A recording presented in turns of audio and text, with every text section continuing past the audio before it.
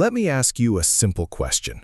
If you stopped going to work tomorrow, or if an illness or unexpected life event kept you from working for the next 6 months, would money still be flowing into your bank account?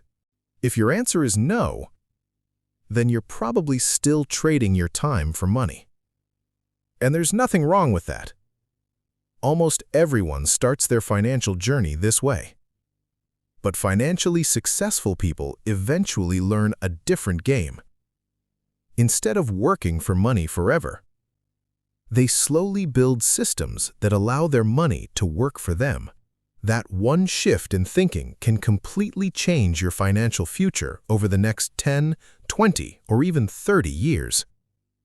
In today's video, you'll discover Part 1. What is money really? Most people think money has only one purpose: to spend it, pay the rent, buy groceries, cover bills, take vacations, upgrade their phone, buy a nicer car, then wait for the next paycheck. But wealthy people often see money differently. To them, money is a tool.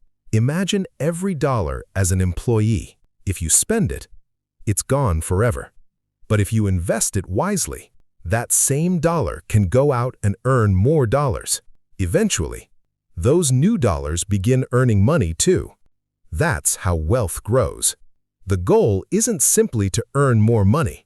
The goal is to own assets that generate income and grow in value over time. Part 2. Two people, same income. And Daniel. Imagine two friends. Alex. Both earn $5,500 per month. Their incomes are identical, but their habits are completely different. Every payday, Alex buys the newest gadgets, orders takeout several times a week, finances a luxury SUV, and upgrades his lifestyle every year. By the end of each month, his checking account is nearly empty. Daniel takes a different approach. The first thing he does after getting paid is automatically move $1,000 into savings and investments. Then he budgets everything else. He still enjoys life. He still travels. He still buys things he likes. But he pays himself first. For the first few years, their lives look almost identical. Good jobs, nice apartments, reliable cars, weekend vacations. But 10 years later, everything changes. Alex still depends completely on his paycheck. If his job disappears, so does his income. Daniel now owns investments that have been growing for years.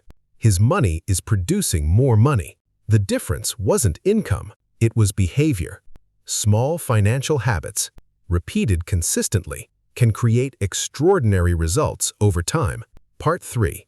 What does it mean to make your money work for you? People hear this phrase all the time. But what does it really mean? It simply means using part of today's income to create future income. Instead of spending every dollar, you allow some of it to become an income-producing asset. Examples include a diversified investment portfolio, broad stock index funds that represent ownership in many companies, real estate that generates rental income, starting or investing in a business, creating digital products that can continue selling online. Each option comes with different levels of risk and potential reward. No investment is guaranteed. That's why education should always come before investing. Never invest in something you don't understand. Part 4. Spending versus investing. Imagine you have $10,000. You have two choices.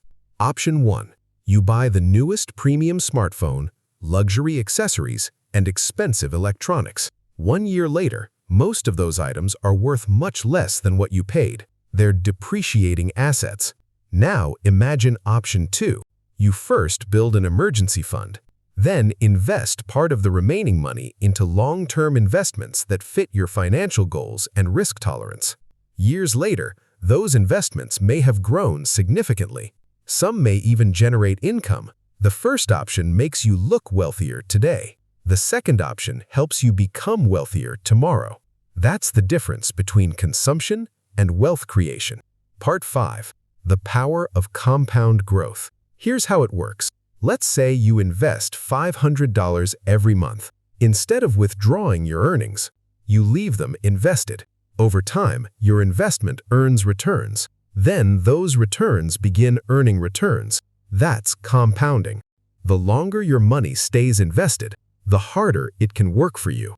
That's why many successful long-term investors focus less on perfectly timing the market and more on investing consistently over many years. Time is often your greatest advantage.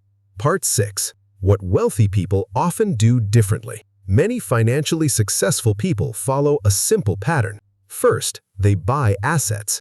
Then, those assets help pay for their lifestyle. Many people do the opposite. They upgrade their lifestyle first. A bigger house, a more expensive car, luxury vacations, higher monthly payments. Then they hope they'll start investing later. Unfortunately, later often never comes. Wealth isn't always about earning more. It's often about keeping more and giving your money the opportunity to grow. Part 7. 5 practical steps you can start today. Step 1.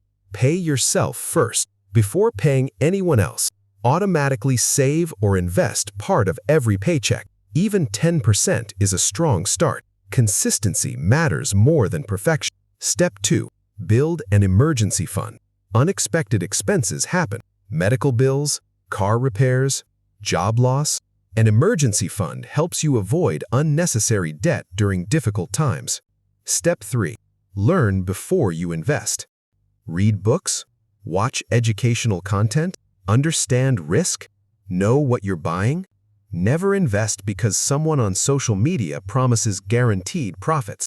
Step 4. Think long-term. Real wealth usually takes years, not weeks. Avoid get-rich-quick schemes. Patience is one of the most valuable financial skills you can develop. Step 5. Increase investments as your income grows. Every raise, every bonus, every promotion. Increase the amount you save and invest. That simple habit helps prevent lifestyle inflation from consuming every extra dollar you earn.